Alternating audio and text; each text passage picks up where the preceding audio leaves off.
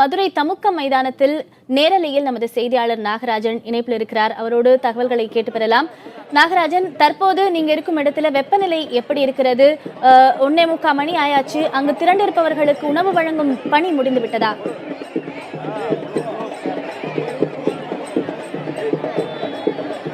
பத்மபிரியா, இந்த மக்கள் நேற்று வரை கடும் வெயிலையும் அதே போல இந்த பல்வேறு கட்ட சூழ்நிலைகளை பார்த்து வந்தார்கள். கடும் குளிரையும் அனுபவித்து வந்தார்கள். இரவில் கடும் குளிரும், காலை கடும் வெயிலையும் அனுபவித்து வந்தார்கள்.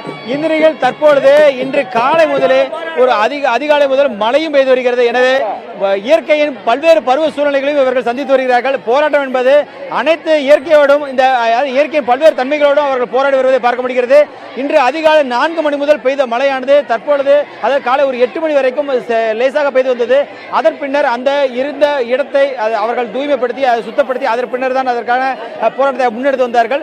இந்த நிலையில் அவர்களுக்கான இப்ப தற்பொழுது பார்த்தீங்கன்னா இந்த சூழ்நிலை எப்படி இருக்கிறது என்றால் மழை திரண்டு மழை பெய்வதற்கான ஒரு சூழ்நிலை ஏற்படுத்தியது போல கார்மேகம் இருக்கிறது. அதனால் எங்கும் சிறு சிறு தூறல்கள் அவ்வப்போது விழுந்து வருகிறது.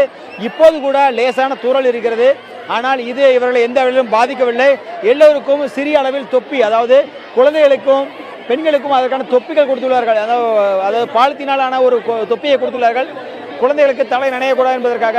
மற்றபடி அனைவருக்கும் இந்த போராட்டத்தின் உணர்வு என்பது எல்லளவும் குறையவில்லை என்று பார்க்க முடிகிறது. குறிப்பாக தற்பொழுது மதிய நேரம் என்பதால் அவர்களுக்கு உணவு வழங்க ஏற்பாடுகள் செய்து வருகிறார்கள். அந்த உணவு எங்கிருந்து யாரால் வரப்படுகிறது என்பது தெரியவில்லை. ஆனால் ஒட்டுமொத்தமாக தன்னார்வலர்களால் இந்த தன்னார்வத்தோடு போராடக்கூடிய தன்னெழுச்சியோடு போராடக்கூடிய இந்த இளைஞர்களுக்காகவும் பெண்களுக்காகவும் அவர்களுக்கு ஆதரவு அளிக்கக்கூடிய பெற்றோர்களுக்காகவும் பொதுமக்களுக்காகவும் பல்வேறு துறைகளை சார்ந்த, அதாவது ஓட்டுநர்களிலிருந்து கல்வித்துறை சார்ந்த பல்வேறு துறை சார்ந்த நண்பர்களுக்காகவும் இந்த உணவு என்பது வழங்கப்படுகிறது. ஒட்டுமொத்த ஆதரவு என்பது இங்கு மிகப்பெரிய ஒரு கொண்டாட்ட நிகழ்வாக தான் பார்க்கப்படுகிறது. போராட்டத்தில் அவர்களை பங்கேற்ற ஒவ்வொருவருக்கும் உணவு வழங்கப்படுவதும் அதே போல குடிநீர் வழங்கப்படுவதும் ஒட்டுமொத்தமாக ஒருவர் மாற்றி ஒருவர் என்று அனைவருக்கும் வழங்கப்படுகிறது. எந்த விதத்திலும் யாருக்கும் எதுவும் தடைபடக்கூடாது என்பதில் மும்முரமாக இருக்கிறார்கள். இதில் ஒருங்கிணைப்பு என்பது மிக முக்கியமானதாக பார்க்கப்படுகிறது.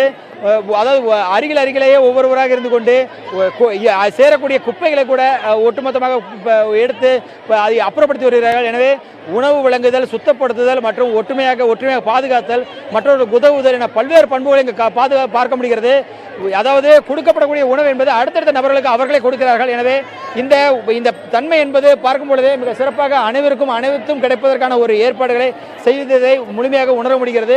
தற்பொழுது கூட உணவு வழங்குவதில் பெண்களும் முக்கிய பங்கெடுத்திருக்கிறார்கள். அவர்கள் அருகில் இருக்கக்கூடிய, அதாவது எல்லோரும் ஒரே சேர ஒற்றுமையாக இருந்து மற்றவர்களுக்கு உதவும் வகையில் உதவி வருகிறார்கள். இது மற்றவர்களுக்கு மிகப்பெரிய ஒரு முன்னாதாரம், ஒரு பெரிய முன்னுதாரணமாக பார்க்கப்படுகிறது. ஏனென்றால் எந்த ஒரு சலசலப்பும் இல்லாமல் மிகவும் அமைதியான அறவழி போராட்டம் மட்டுமில்லாமல் எடுக்கக்கூடிய நடவடிக்கைகள் கூட செயல்பாடுகள் கூட அனைத்துமே மிகுந்த ஒரு அறவழிகள், மிகுந்த ஒரு கண்ணியமாக அமைதியாக செய்யப்படுகிறது. ஒற்றுமை மற்றும் இளைஞர்களது பலம் என்பதே இந்த போராட்டத்துக்கு மிகப்பெரிய ஒரு வலிமை என்று சொல்லலாம். சிறு குழந்தைகள் கூட அவர்களுக்கு ஆதரவாக இருக்கிறார்கள் என்பதை பார்க்க முடிகிறது. அதே போல பெண்களும் அதே மாதிரி பொதுமக்களும் இதற்கு ஆதரவாக இருக்கிறார்கள். வயதானவர்கள் கூட இந்த இளைஞர்களோடு வந்து இவர்கள் போடக்கூடிய கோஷத்தை பார்த்து மிகவும் ஒரு ஆர்ப்பாட்டத்தோடு அது பெண்களும் அதிகமாக பங்கெடுத்துக் கொண்டு அவர்கள் அது வயதான பெண்கள் கூட பங்கெடுத்துக் கொண்டு அவர்களுக்கு ஒற்றுமையாக அவர்கள் சப்போர்ட் ஆதரவளித்து வருகிறதை பார்க்க முடிகிறது.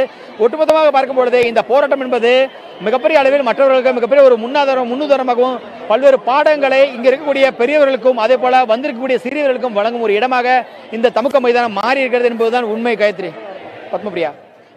நாகராஜன், பொதுவாக குடும்ப நிகழ்ச்சியில் குழுமும் போதே சிறு குழந்தைகளை அழைத்து வரும் பெண்களுக்கு தனிப்பட்ட ஒரு சலுகை வழங்கப்படும். திருமண மண்டபங்களாகட்டும், குழந்தைகளுக்கு என்னமா பிடிக்கும், அவங்களுக்கு பிடிச்ச மாதிரியான சாப்பாடு தரும், தனியா கூப்பிட்டு கவனிப்பாங்க. அப்படி இருக்கும்போது இவ்வளவு பெரிய போராட்ட களத்தில் மக்களோடு மக்களாக அமர இடம் கூட இல்லாத பட்சத்திலும் கூட சிறு சிறு குழந்தைகளை அழைத்து பெண்மணிகள் வந்திருக்கிறார்கள். அவர்கள் தங்கள் குழந்தைகளை எப்படி காப்பாற்றுகிறார்கள், எப்படி பார்த்துக் கொள்கிறார்கள்?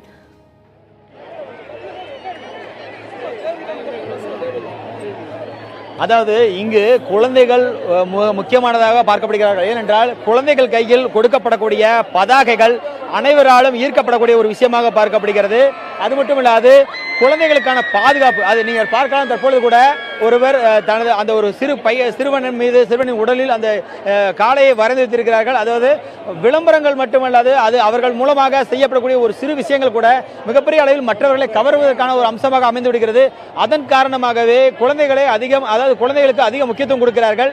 ஒவ்வொருவரும் மற்ற குழந்தைகளும் தங்கள் குழந்தைகளாக பார்க்கிறார்கள். எந்த வகையிலும் எந்த குறையும் யாருக்கு வந்துவிடக்கூடாது என்பதும், அதே போல குழந்தைகளுக்கு முக்கியத்துவம் கொடுக்கும் வகையில், அவர்கள் பாதுகாப்புக்கு முக்கியத்துவம் கொடுக்கும் வகையில், அவர்களுக்கான குழந்தைகள் மழையில் நனைந்துவிடக்கூடாது, அதனை முக்கியத்துவம் வகையில் அவர்களுக்கான தொப்பிகள் வழங்கப்படுகிறது, தலை நனைந்து விடக்கூடாது என்பதற்காகவும், அது குழந்தைகளுக்கு எல்லா வகையிலும் ஒரு பாதுகாப்பு ஏற்படுத்தும் வகையிலும், குழந்தைகளோடு வந்திருக்கக்கூடிய அவர்கள் அந்த தாய்மார்களுக்கும் அந்த பெண்களுக்கும் மிகுந்த ஒரு ஆதரவு கொடுக்கப்படுகிறது. அவர்களுக்கு முன்னுரிமை கொடுக்கப்பட்டு எல்லாமே அனைத்தும் முதலாவதாக வழங்கப்படுகிறது. இங்கு ஒற்றுமை என்பது மிகப்பெரிய ஒரு விஷயமாக பார்க்கப்படுகிறது. அங்கிருந்து, அதாவது ஆரம்ப கட்டத்திலிருந்து முடிவு கட்டம் வரைக்கும் ஏராளமான இளைஞர்கள் கண்ணுக்கெட்டு தூரம் வரைக்கும் மனித தலைகள் மட்டுமே தெரிகின்றன. சுமார் 2 கிலோமீட்டர் தூரத்திற்கு நீண்டிருக்கக்கூடிய இந்த சாலையில் எங்கு பார்த்தாலும் இருக்கக்கூடிய இந்த இளைஞர்கள் எந்த வகையிலும் சிறிய சலசலப்பின்றி ஒட்டுமொத்தமாக தங்களது கோஷம் ஜல்லிக்கட்டுக்கானது மட்டுமின்றி அது மட்டுமே கொடுத்து வருகின்றனர். மற்றபடி உணவு கொடுக்கும் போது எந்த ஒரு சலசலப்பும் இல்லை, மற்றவர்களுக்கு பரிமாறும் போது எந்த ஒரு சலசலப்பும் இல்லை.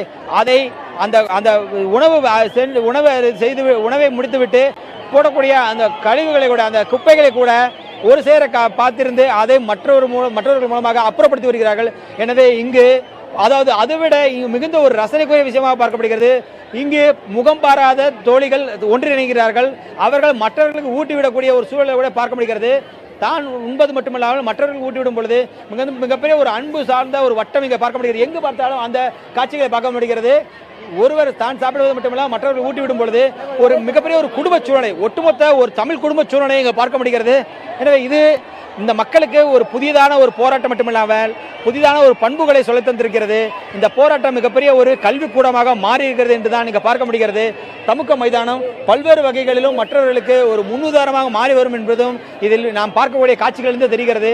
இங்கு சிறிய உதவிகளை கூட அழகான ஒரு மனப்பான்மையுடன் இங்கு இருக்கக்கூடிய பெண்கள் செய்வதை பார்க்க முடிகிறது. அதாவது உணவு மற்றவர்கள் வழங்குவது என்பதும் சரி, யாருக்கும் தங்கள் கையில் வந்ததை தங்கள் கையில் வைத்திருப்பதை பார்க்க முடியவில்லை, அடுத்தவருக்கு வழங்கி விடுகிறார்கள். இதனால் தான் அனைவருக்குமே அனைத்தும் சென்று சேருவதற்கான ஒரு வாய்ப்பாக இது அமைந்திருக்கிறது. ஒரு ஒற்றுமையான மிகப்பெரிய ஒரு குடும்ப பலத்தை, ஒரு தமிழ் குடும்ப பலத்தை இங்கு பார்க்க முடிகிறது. பாசமும் அன்பு மட்டுமில்லாமல் மிகப்பெரிய ஒரு கோஷமும் ஜல்லிக்கட்டுக்கு இதாக போடப்பட்டு ஒரு வீரமான ஒரு கூட்டம் என்பது இங்கு அமைதியாக இருந்து ஒரு அறவழி போராட்டமாக நடத்தி வருவதை பார்க்க முடிகிறது. காயத்ரி.